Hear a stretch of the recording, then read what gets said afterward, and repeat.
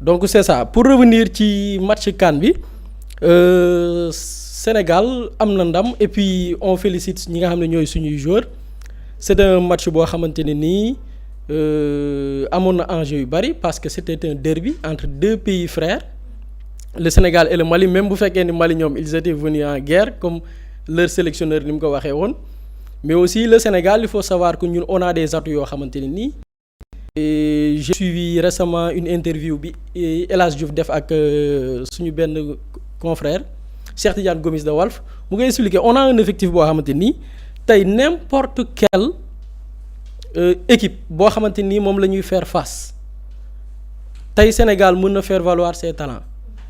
on a cette richesse bi nga xam ne am nañ ko au niveau de l'effectif boo xam ni tey n'importe quelle équipe nga indil ñu football nga indil ñu bagarre on a des joueurs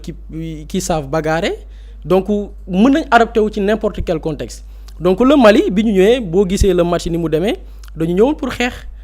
parce que boo xoolee une équipe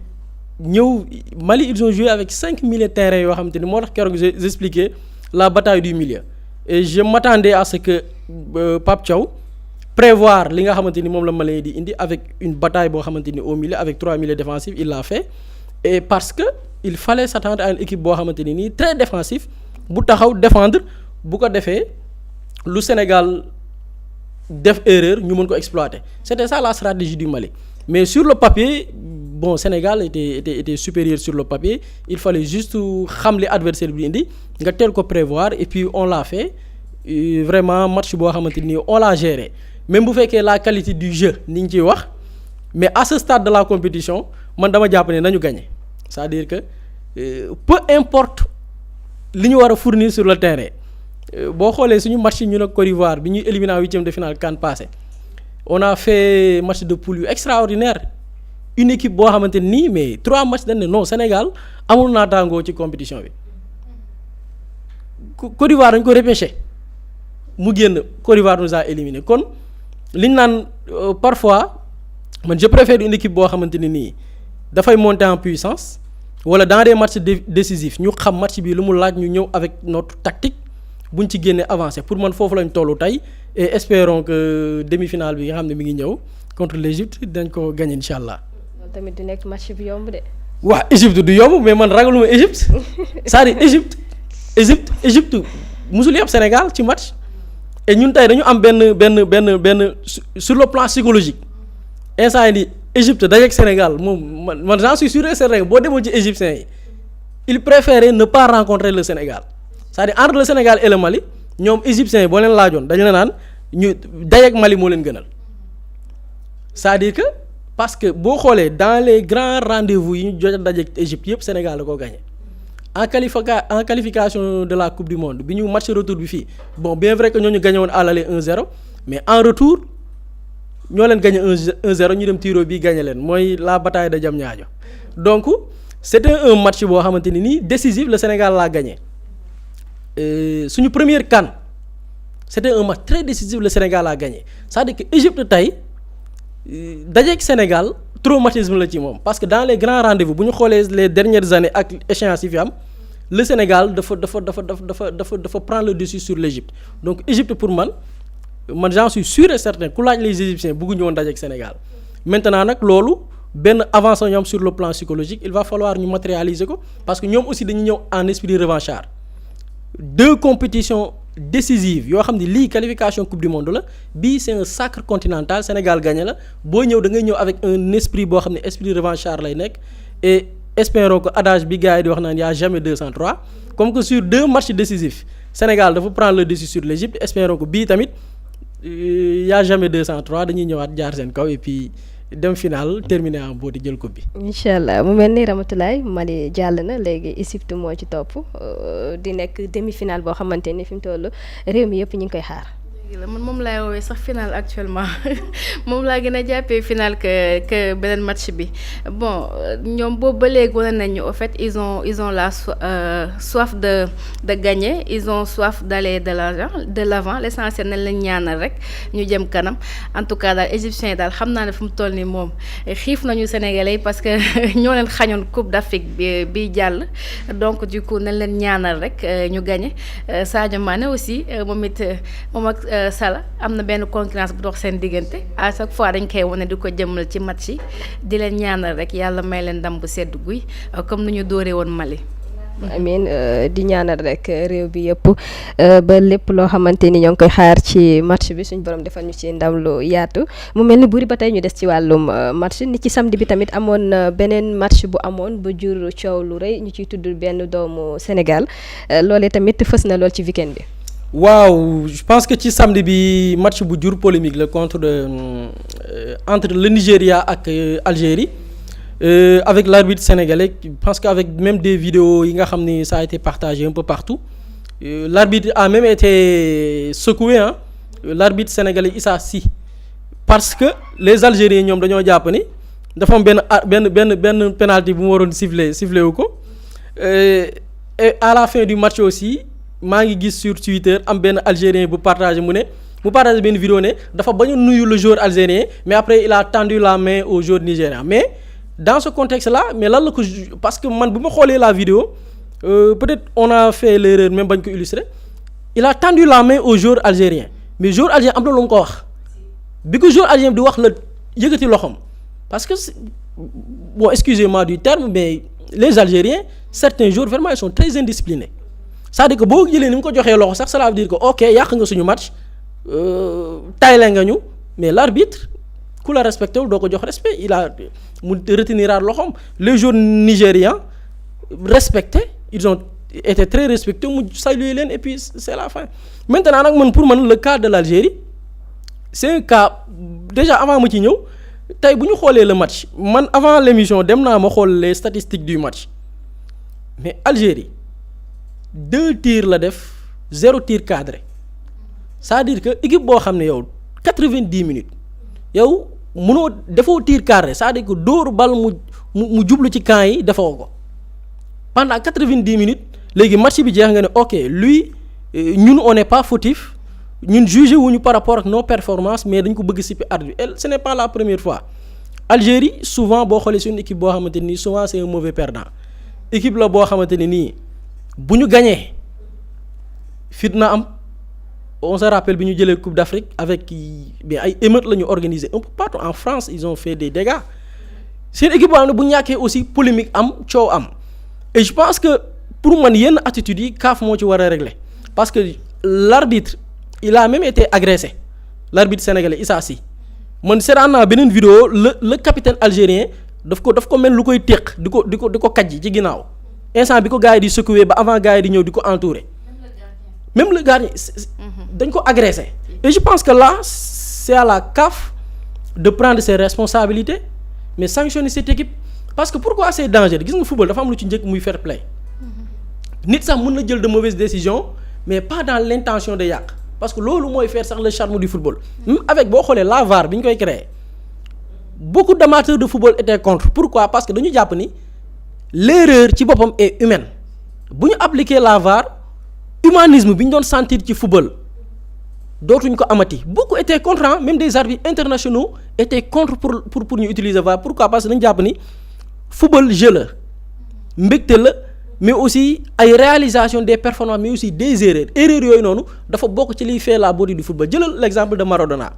Maradona li ko légende bi ñuy jël ci moom en dehors de ses performances Napoli ak équipe yi mu jaar yëpp FC Barcelone mais lan la ñuy retenir lu bari ci Maradona muy la main de Dieu mooy li Algérien di entre guillemets la main de Dieu mooy bi muy mel ni lu mbëkk bal bi nekk da loxoom la ko dugalee boobu VAR amul un but qui a été validé pourtant bu ñuy lim la légende de Maradona da ngay dégg la main de Dieu te la main de Dieu c'était loxoom la jël mel lu def bopp bi nii def nii bal bi dugg Maradona donc nga gis ni am na ci ñu ci bari il n'était pas pour donc l'erreur dafa bokk sax ci football même si l'arbitre sénégalais dafa defoon erreur ñun yàlla def na suñuy arbitre nga remonter depuis lu yàgg on n'a jamais eu des arbitres yoo xamante ni mës na leen dégg ci ay corruption en tout cas mësuñ ko dégg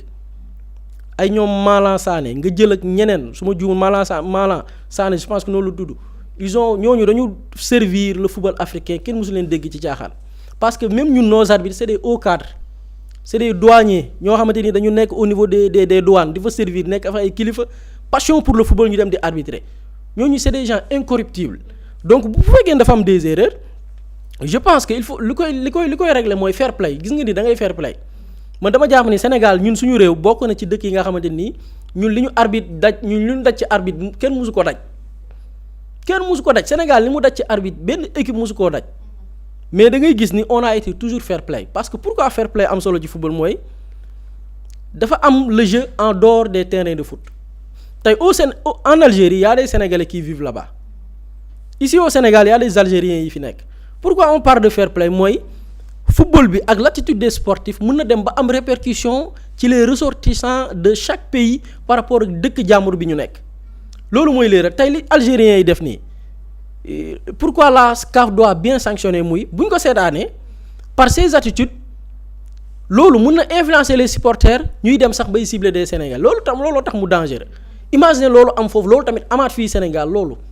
nag je pense que c'est l'autorité bi nga xamante ni nii moom moo gérer yëf yi muy la CAF wala CAF bu jëlul ses responsabilités parce qu'il faut savoir que ay Algérie c'est des pays très influentes dañu am une influence bu am solo ci ces institutions ou bien la FIFA jël ci ay responsabilités parce que l'arbitre sénégalais Issa Sy il a été agressé il a été même man bu amul woon une sécurité gars yi mënoon nañu ko tabasser foofu noonu et je pense que CAF moo war a jël ay responsabilités am ce genre de comportement bu ko équipe defee ñu sanctionner ko à la hauteur des actes bu ko defee demain ils seront fair play xam ni football foo kese la quoi les joueurs là yi ñëw di jouer Coupe d'Afrique amul kenn ku ci sa équipe nationale di fay loo xam ni méngoog naag li ngay fay ko en club ils viennent pour la passion ñu ci bari seen prime de match yi sax duñ ko jël dañ koy jël séddale ko maye ko parce que c'est la passion dañu ñëw pour vivre seen passion pour créer cette ferveur là avec leurs supporters mu nekk un rendez-vous mondial mais yeneen équipe nag bu ñu ñëwee avec une autre démarche wala des comportements yoo xamante nii du loolu moo tax a jóg football je pense que ces équipes là il faut les sanctionner pour joxe une bonne leçon. Ramatoulaye Boury mi ngi koy wax léegi football fo kaf ak ree la mais genre acte yu mel nii wala comportement yi ndax loolu tamit mënta dem ba indi yenn fitna yoo xamante ni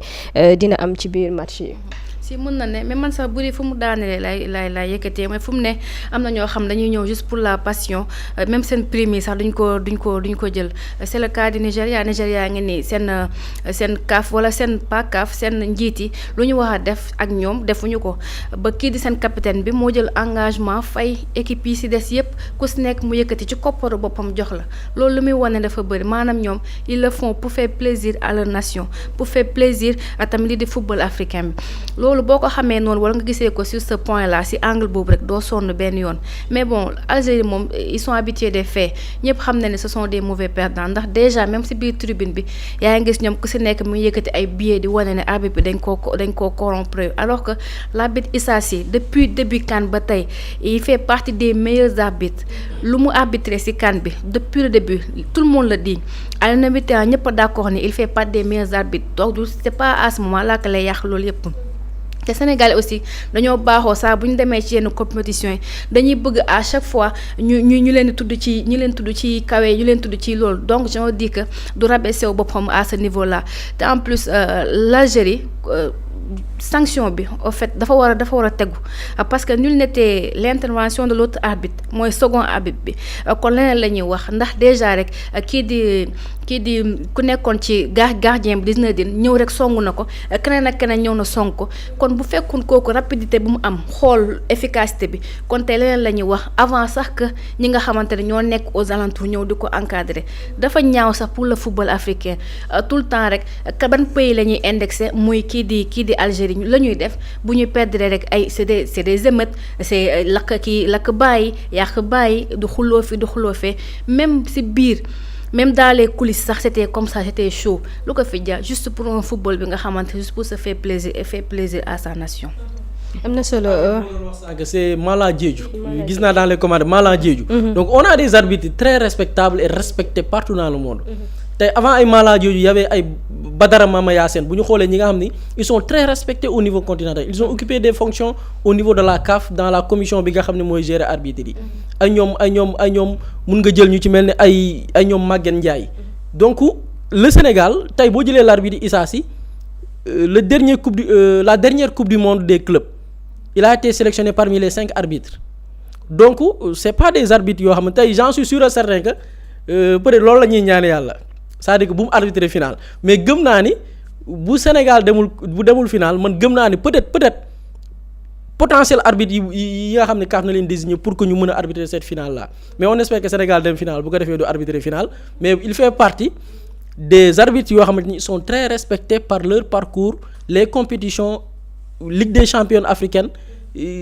souvent il est désigné il a vraiment arbitré des matchs très décisifs donc je pense que c'est pas ce moment là sànq nag gis naa benn site algérien mais saaga rek lañ ko deful ci article bi ils ont écrit un article complet mais lu ne lañ ko wax et li may wax danger bi mooy les Sénégalais qui vivent là-bas parce que football dafa garaaw football dafa am influence football da ngay gis fii Sénégalais buy supporter Real Madrid ak kii di supporter Barça mais football tax na ñuy saagante wala di defante lu ñaaw te pourtant ay club la yoo xam ni sama classe gi mën nañ dund ba dee sax duñ fa daloog seetaan match mais ñun africains ñoo fi nekk di ci werante bay rayante suñu biir donc ça pour expliquer doole bi football am waxuma laa nag ay équipe nationale donc certaines attitudes bu ñu koy gis ci des sportifs yi nga xam ne ñoo waroon gën a fair play loolu dafay am répercussion ci les supporters et loolu ña ñooy nekk en danger les ressortissants d'autres pays yi nga xam ne ñu ngi seen i dëkk donc je pense que loolu nag li ko mën a régler mooy la CAF sanctionné ku ñu gagné nga xam ne ñàkk nga dem muñ les Sénégalais xoolal les joueurs sénégalais pourtant les Maliens ils ont eu des comportements yoo xamante ni c'est pas sportif c'est anti-sportif dans le match mais à la fin du match qu'est-ce qu'on a vu joueurs sénégalais ñoo doon câlin les joueurs maliens di leen dëfal ak yooyu noonu y a un joueur malien il a failli agresser El Hadj Malick Diouf. c'est Habib Diarra mais après le même joueur après da ngay gis ni saafonte na donc loolu c'est ça le football c'est-à-dire que mais yenn yi pour man CAF war na ci jël des mesures quoi. espérons que. am na solo xam naa ab dañuy jàll dem xool ci li nga xamante ni gën na fës atu yéenekaay yi xëyee ko ni ki tey ci seeni xët.